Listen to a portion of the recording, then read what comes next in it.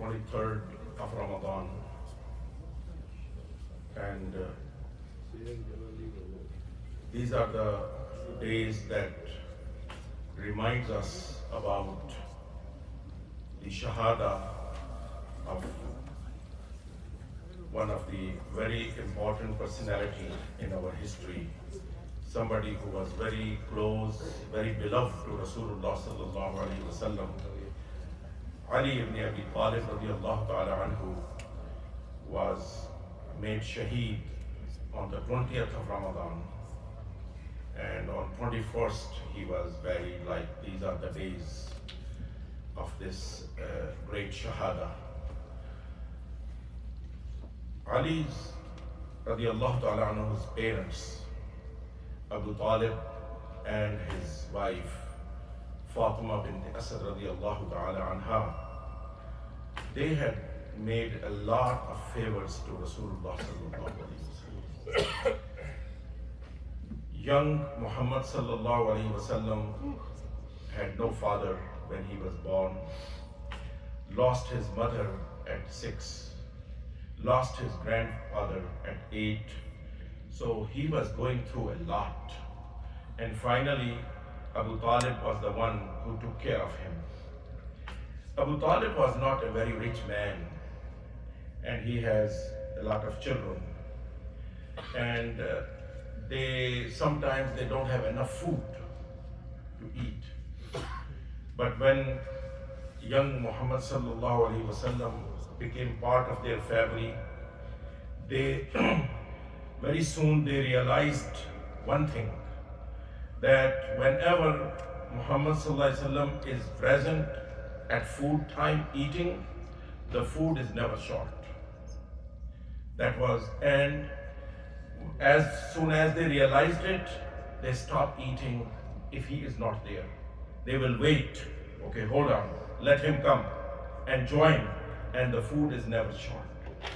But anyway, Rasulullah sallallahu alaihi wasallam, when he married Khadija radiallahu ta'ala anha,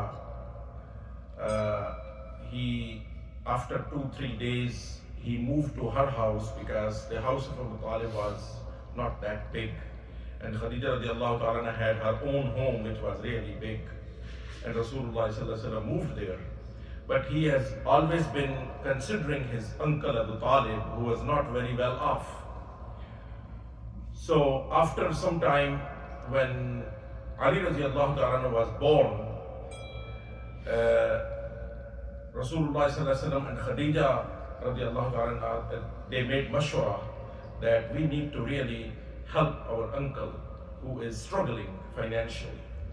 So Rasulullah sallallahu alaihi wasallam went to his other uncle Abbas, who was the elder brother and who was his elder uncle, and he said that we need to do something about Abu Talib.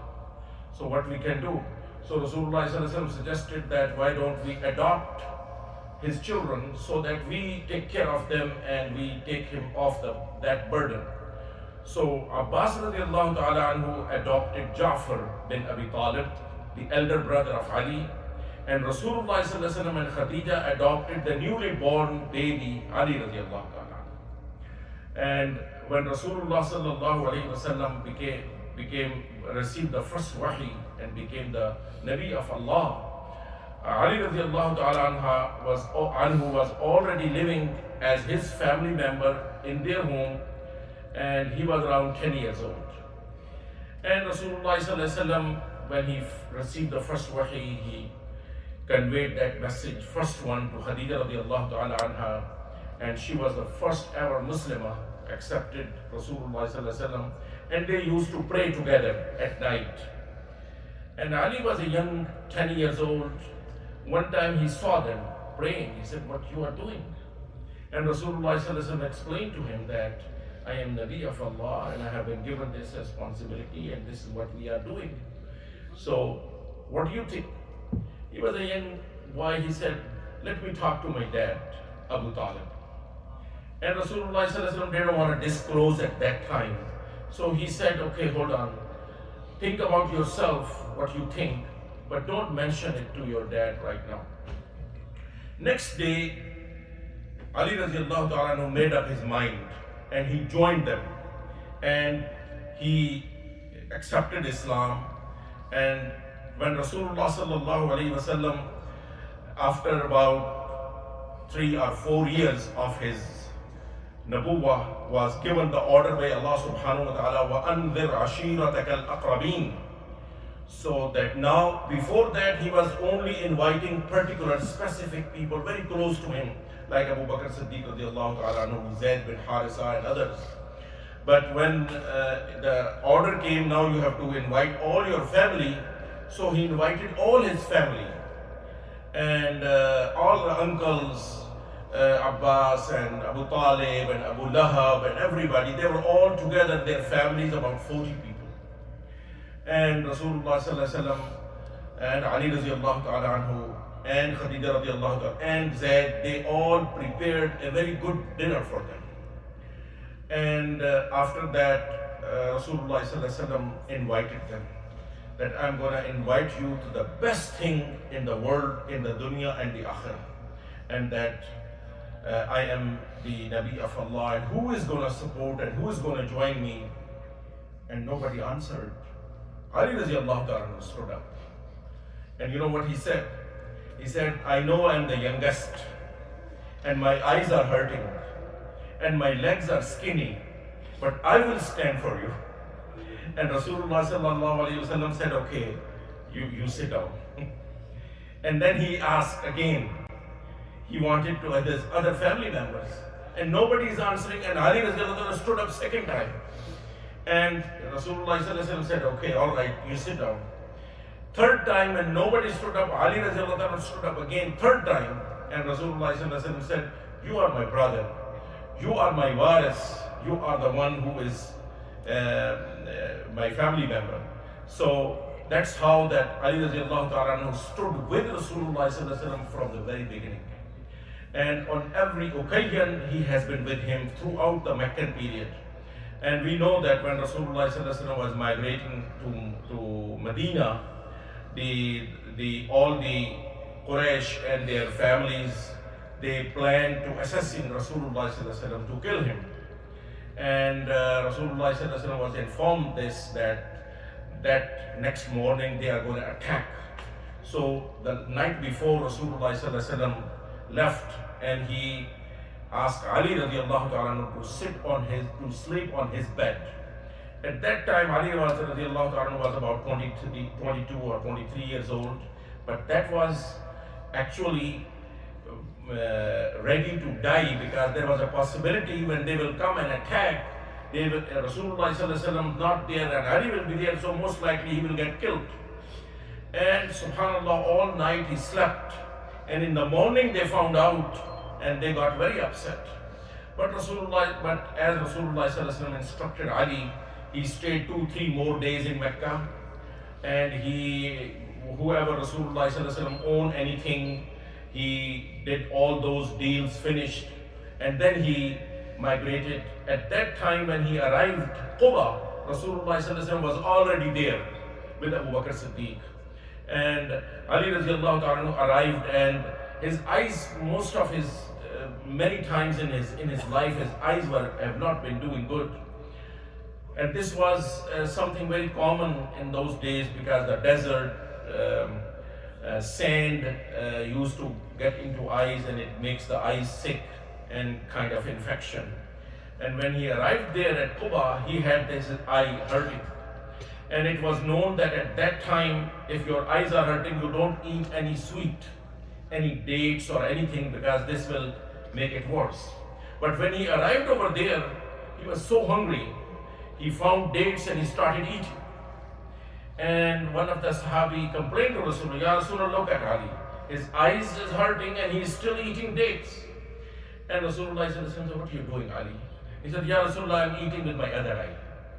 So this was how that he responded to Rasulullah. But anyway, he was with Rasulullah sallallahu alaihi wasallam when he built Masjid Quba, when he built Masjid Nabawi. Every occasion he was with Rasulullah. Meccans were like did not like that all the Muslims have left to Medina, and over there they have freedom, they are prospering, they are getting stronger. So they didn't want to do it. They didn't want to let them do. So they attacked Muslims with 300, with 1,000 army, and Muslims at that time were only about 300. So in those days, the armies, when they get in front of each other, they don't start at once. First, one person or two people come from both sides, then they make a duel or the single combat, and then the army start. So 3 people came out of the Meccans, and they said, we want 3 people come. So first Ansar came, the people of Medina. They asked, who are you? What's your father? And they said to Muhammad sallallahu alaihi wasallam, we don't want to fight them. Send our people against us, that they are equal. So Rasulullah sallallahu alaihi wasallam sent Ali and Hamza and Ubaidah radiallahu ta'ala anhum. They came, and 3 people came from the Meccans, and this was a single fight. And Ali radiallahu ta'ala anhu killed, and the first time his opponent, who was Utbah, I believe. And this is how that Ali radiallahu ta'ala was a very brave young man. And later on in the Uhud, when Rasulullah sallallahu alaihi wasallam was attacked, from the army came from the back under the leadership of Khalid ibn Walid, and Rasulullah sallallahu alaihi wasallam was exposed. Musab bin Umair protected Rasulullah sallallahu alaihi wasallam until he got killed. Who replaced him after that? Ali radiallahu ta'ala. He had been fighting anybody coming close to Rasulullah sallallahu alaihi wasallam, and when the danger was over, then Rasulullah sallallahu alaihi wasallam was hurt and he was bleeding. So Ali radiallahu ta'ala anhu and some other Sahaba, Fatima radiallahu ta'ala anha was there. They took Rasulullah sallallahu alaihi wasallam next to the Uhud mountain, and there they took care of his bleeding and his injury and all those things. And later on, when Rasulullah sallallahu alaihi wasallam went for the Sulh Hudaybiyah, the agreement that was also written by Ali radiallahu ta'ala anhu, there were 2 problems when they were writing. First, when they started writing Bismillah ar-Rahman ar-Rahim, Suhail bin Amr, who was representing Mushrikeen, he said, no, we don't know what is Bismillah ar-Rahman ar-Rahim. We don't want this right. So what you want to write? He said, Bismika Allahumma. This is how they started the agreement.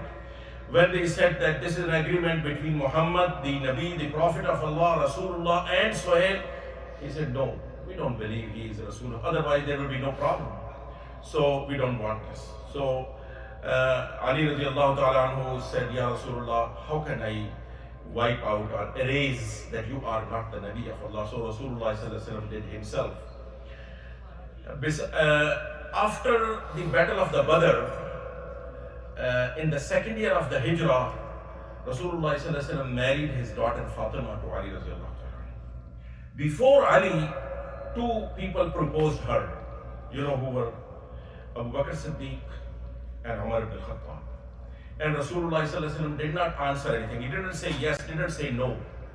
But when Ali radiallahu ta'ala proposed, and Ali radiallahu ta'ala had nobody else, he was living with Rasulullah sallallahu alaihi wasallam in his house. And Rasulullah sallallahu alaihi wasallam asked him, do you have anything for mahar? What do you have? And he said, Ya Rasulullah, all I have is a horse and an armor.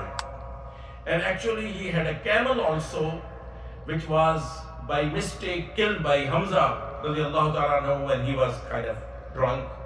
And so he lost only this. So Rasulullah sallallahu alaihi wasallam said, keep the horse, because this is important for fighting. Sell your armor. So he sold his armor to Osman radiallahu ta'ala for 480 dirhams. And Rasulullah sallallahu alaihi wasallam, and he brought the money and gave it to Rasulullah. Rasulullah sallallahu alaihi wasallam used some of it, asked Bilal radiallahu to go buy some perfume and other things, and returned the rest to Ali radiallahu ta'ala, and he made their nikah, and he blessed them, and he now, what about walima? So the money which was remaining, which was left out, Ali radiallahu ta'ala bought some food items. What was the food? What was the walima? He had some dates, some barley bread, some cheese, and some kind of soup. Oh, but this was a good dinner. Asma radiallahu ta'ala anha, the elder sister of Aisha, she says that was one of the best walimas even at that time.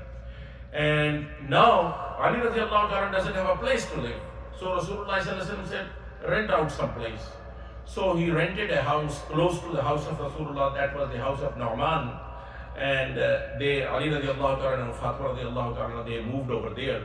And it was not too far, pretty much in the same street where next to the Masjid al-Nabawi where Rasulullah sallallahu alaihi wasallam was living.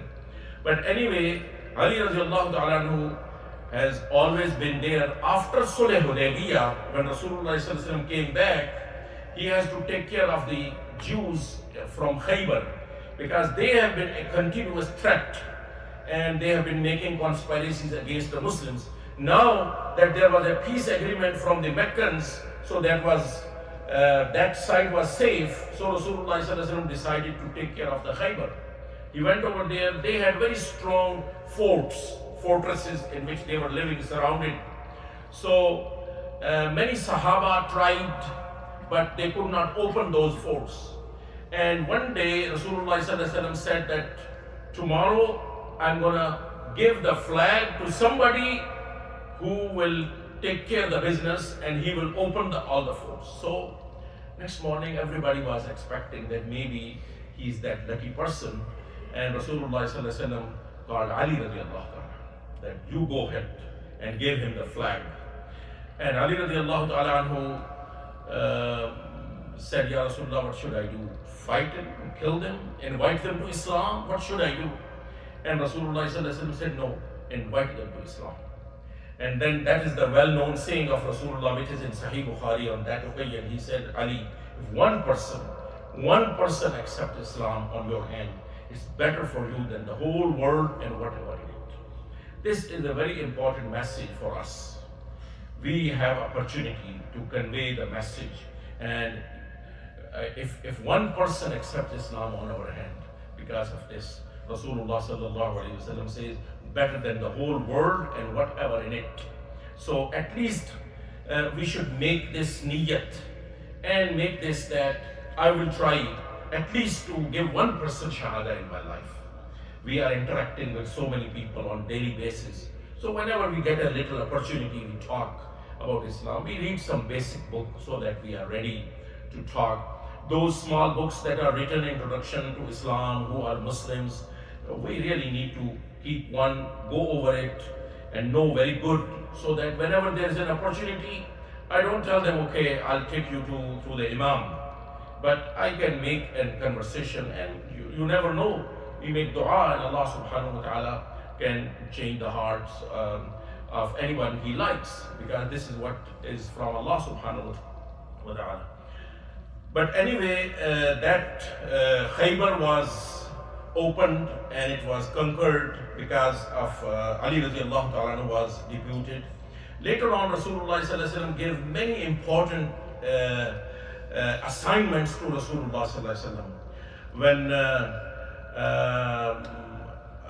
after the Tabuk, when Abu Bakr Siddiq went for the Hajj, and he was the Amir of the Hajj, and Surah Tawbah was revealed, and it has orders about those tribes that they have violated the peace agreement. Rasulullah sallallahu alaihi wasallam sent Ali radiallahu ta'ala anhu to go and announce in the Hajj that from next year Mushrikeen cannot come for Hajj. And he was the one who announced over there. After that, Rasulullah sallallahu alaihi wasallam gave him an assignment to Yemen. Khalid bin Walid was in Yemen for 6 months preaching, but nothing was happening. And finally, Rasulullah sallallahu alaihi wasallam said, Ali, you go there. And Ali said, I am so young, there are elderly people, there are senior people. And Rasulullah sallallahu alaihi wasallam made special dua for him, for his ilm, and tied his turban with his own hands. He said, you go and do like this. And within a few months, the tribe of Hamdan and many others in that area, they accepted Islam. But during this time, Rasulullah sallallahu alaihi wasallam got very sick, and Ali radiallahu anhu came back from Yemen, And when Rasulullah passed away, Ali radiallahu ta'ala was there taking care of him. And then he was the one who took care of his kafan and his burial and everything. And what was the role of Ali radiallahu ta'ala after Rasulullah? Inshallah, we'll talk about it next time. Jazakumullah khair.